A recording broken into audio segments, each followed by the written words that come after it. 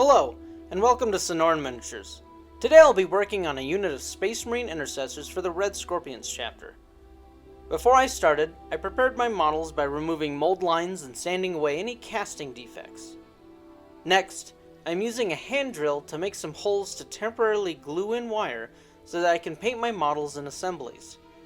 Be sure to use super glue when doing this, since it is strong enough to bind the metal and plastic, but brittle enough to break off when painting is complete. Using plastic glue will melt the plastic around the metal, making it very difficult to remove later. When all of my assemblies have been prepped, I prime them in flat black.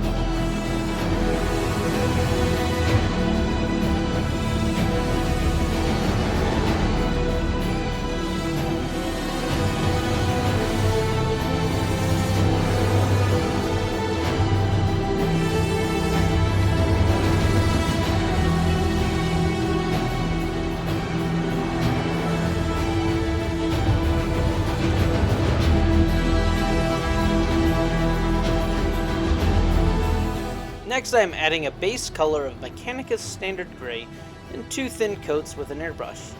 In this instance, I made my own airbrush paint mixing Windex and regular Mechanicus Standard Gray in a 1:1 ratio.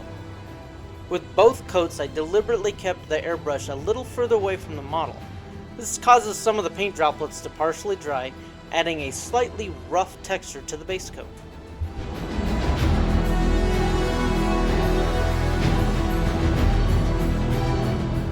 Here I am painting between all of the joints of the armor with Abaddon Black. This step could be omitted if you wanted to finish quickly, but I think it adds a good contrast and definition to the model to paint the flexible joints. I am also painting the soles of the boots. While most of the sole of the boot will probably be covered up with terrain features later, it is still a detail that can add to the look of the model with very little effort. Although not shown, I painted all of the shoulder pads and weapons Abaddon Black as well.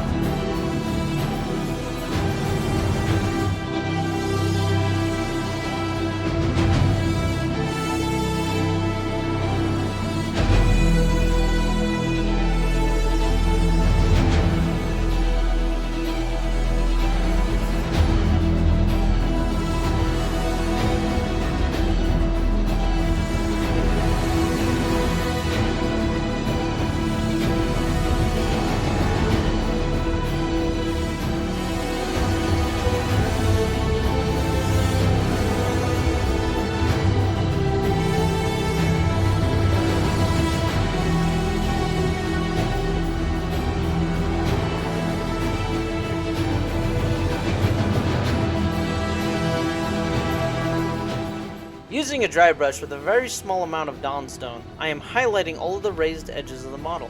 This adds color and dimension to the model, and I'm doing my best to only paint edges and high points to keep a clean look.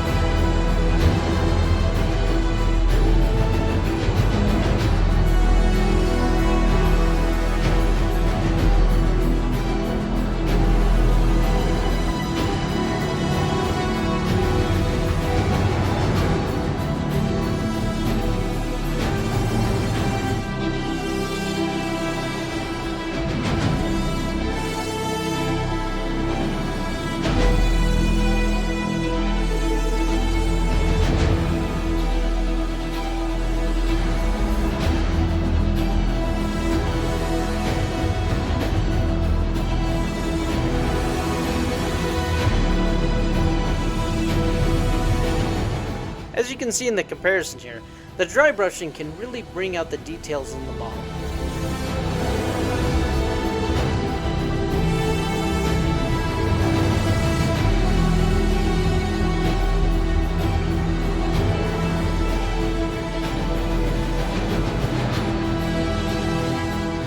Next I am painting one thin layer of Doombull Brown. I'll be applying this paint everywhere that I'll be painting yellow. Brown makes for a good background color for yellow paints, since they have to be painted in very thin coats later on.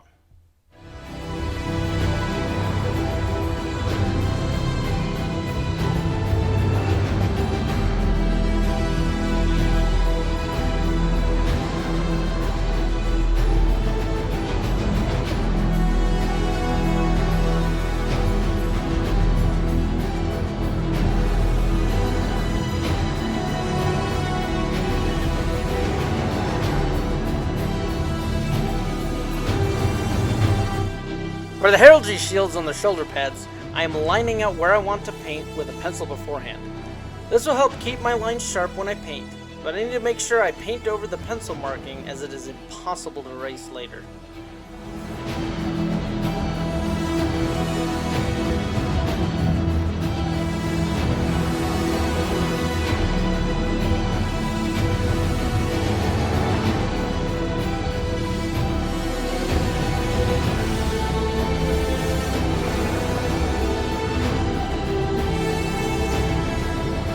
Here I am painting all of the brown areas with Averland Sunset. Now for some reason, yellow paint tends to be very thick and chalky. Even when I normally thin it out with water, I find that the color won't look right and it can build up fast. My solution to this is thinning it out almost to the point of water and slowly adding layers. I probably added about 4 to 5 extremely thin layers of Averland Sunset by the time I was done. But by doing this, I got really good results. The color looked right, and I didn't have a thick and chunky looking paint buildup on the model.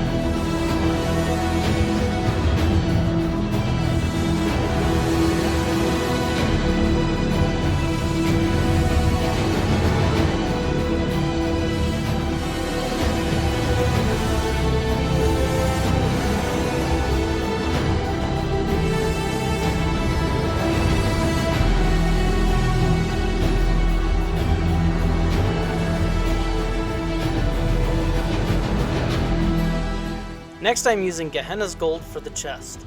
Gehenna's Gold is a fairly strong color compared to the gray background, so I got away with only using one coat of paint.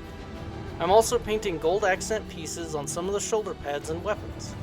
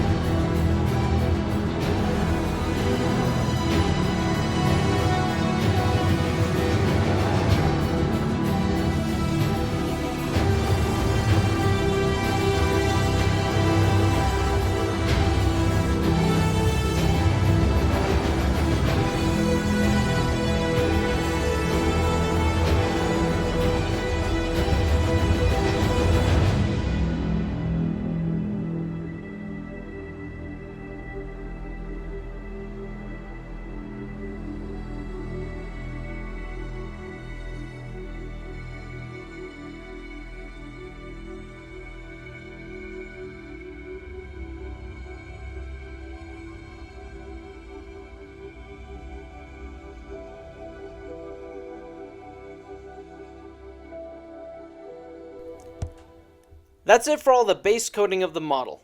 In part 2, I'll focus on all of the detail work. Thanks for watching. Please like, comment, and subscribe.